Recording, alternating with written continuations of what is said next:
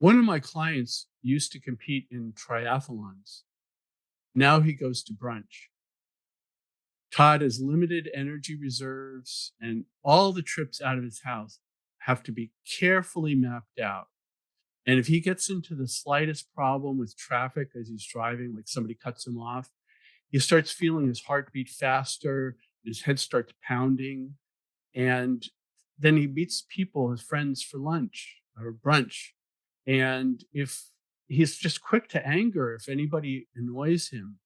And after he sips his last cup of coffee, he drives home, puts on the eye mask, puts on the earbuds, and goes to sleep for a couple of hours. And this is in the middle of the day. Same thing happened to me. I was in a situation at night about it was not that late, it was 7 o'clock. I had a full-blown panic attack, and that feels terrible. And another time I got in an argument with a close personal friend after 5 o'clock. And then I realized I can't drive after 5. Well, sure, if it's emergency, I have to go to the hospital, I can drive, but it's not even worth it. So basically, both Todd and I have what's known as post-exertional malaise. I call it exercise intolerance or post-exertional fatigue, but I guess technically they call it malaise. And so the most important thing is that it could be a minor physical activity, but it could also be an emotional upset or a cognitive exertion, and this is what happened to me. So when I had this, I'm currently dealing with post-viral syndrome, and I believe I had viral meningitis in February. And I could not, my head was in just so much pain if I tried to lift it. So I tried to do a couple hours of work.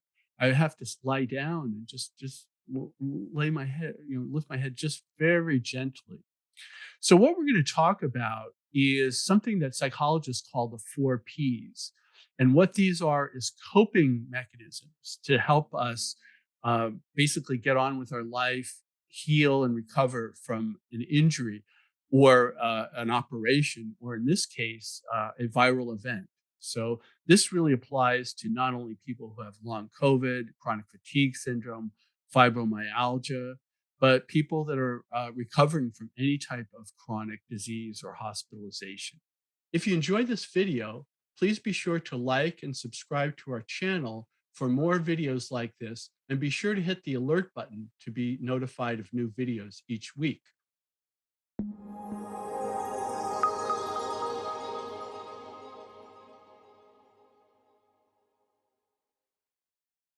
So what are the four Ps? So the four Ps are pacing, planning, prioritizing, positioning, and I've added to the power of stress reduction and exercise.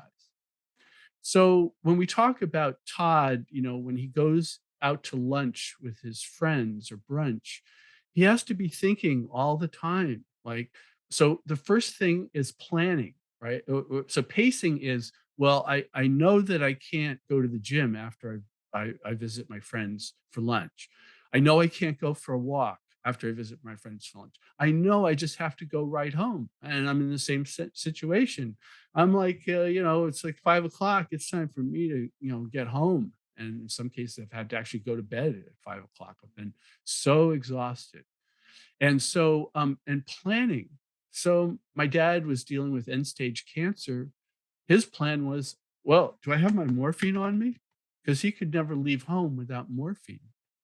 And so planning is how little can I do? What do I have to do? What is most important to me? So the next thing is prioritizing. I had a patient, I treated her whole family. Her name is Regina, and she just was in it. She lost a business during the pandemic. Her mother died during the pandemic, and her son became so needy. And the more she gave, the more he took. And through the help of her daughter and a therapist, she realized that I got to prioritize my own health. More I give to my son, the more trouble he gets in. So I've just got to focus on me. And so I give up the false compassion and really develop self compassion. And so prioritizing is really important. So if you're dealing with a chronic illness, you have to decide what's important to you in life. And when I'm going through these catastrophic headaches, I still had to pay the bills, so I did whatever I could take, including taking ibuprofen and espresso, these type of things, in addition to herbs, just so I could pay the bills or do what I had to, and then I try to go for a sleep. One of my other clients is a colleague. He's a integrative physician, and he had chronic Lyme disease before he got COVID, and COVID just reignited all his Lyme disease symptoms. Anyway, he realized that he could get treatment, but he had to close his active practice and become a teledoc, and his fatigue was so bad that he could work 2 hours of consulting with clients and then 2 hours off, whether it was sleep or make something to eat or read a novel or something like that. So he worked for months, 2 hours on, 2 hours off. So pacing, planning, prioritizing. Now we'll talk about positioning. So people with chronic Lyme disease, chronic fatigue syndrome, and long COVID have something called POTS, POTS. And basically it's orthostatic hypotension. And what does that mean? That means that people with these chronic diseases have to be very careful about their positioning. So none of this like getting right up after, lying down and just getting up right away. People with POTS will have really bad dizziness and maybe even a headache. And in really bad cases, their brain just tells them, go go down, get down, go to bed right away, lie down. So positioning is very important. So some of us with COVID are having joint problems, or one local woman developed a really bad COVID toe. And so she might have to use a walker for the first time in her life. And so positioning is also how you navigate space. Dealing with my dad due to cancer and his walker, wow, I just strategized, like, how are we gonna both he was so weak, how are we gonna get him and his wheelchair or his, walker, excuse me, into the restaurant? And how will we, navigate all this? So positioning is very important. So natural health providers, occupational therapists perhaps, but physical therapists can often help us with, positioning. And of course, integrative physicians as well as other health professionals can help us with remedies as to the cause of our problem with dizziness. Sometimes it could be due to an active infection.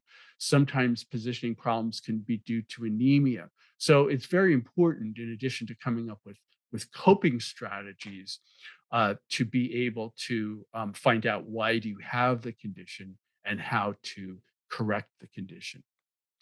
And lastly, I'd like to talk about the power of stress reduction and exercise.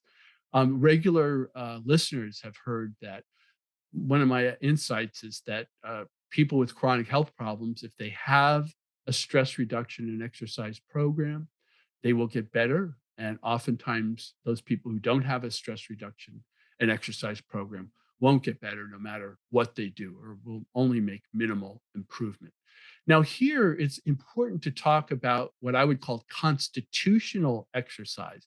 So remember, Todd, like, exercise now is going from car to walk to the restaurant and sit through restaurant and walk back to his car.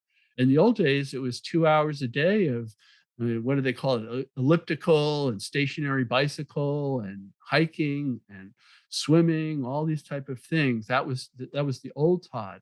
So it's very important to exercise to your constitution and also to where you are right now. And I think that's something that both physical therapists and natural health providers can help us do, right? So it's very good to get our body moving, right? That's why so many chronic health people with health problems, they sleep poorly because their body doesn't move because it hurts.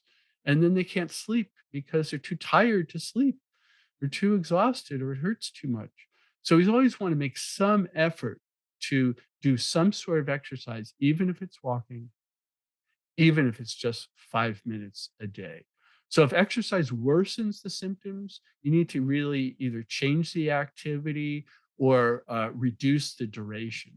So again, at the Get Well Clinic, we would help people with trying to talk about exercise to your constitution because they were always, all the chronic people were always trying to get back into jogging. And I'm like, why do you want to jog? I used to be a competitive runner. And the worst thing in the world is jogging. You need to either walk or run. And in general, if you're just beginning a health program, walking is even better than running. It's less likely to injure you. And so some of the other tips that help people with mental fatigue and physical exhaustion are protein, and we recommend protein with every meal and with shakes and protein bars in between meals. We also talk about food to get more mental and physical energy, food allergy elimination, and then finally, supporting the digestive system. So, in terms of traditional Chinese medicine, people who are recovering should eat mostly cooked foods and they should eat mostly bland foods and they should use well balanced meals. So, those are some real tips that could help you. So, if you're a health professional or you're an individual, you really want to keep in mind, these the 5 Ps, anybody thinking about recovering. And those are pacing, planning, prioritizing, positioning, and then the power of stress reduction and exercise. So this ends our podcast. Be sure to subscribe, that really helps us, and let us know what you think. For more information, visit our website, getwellfoundation.org. Thanks for joining us, and we'll see you next time.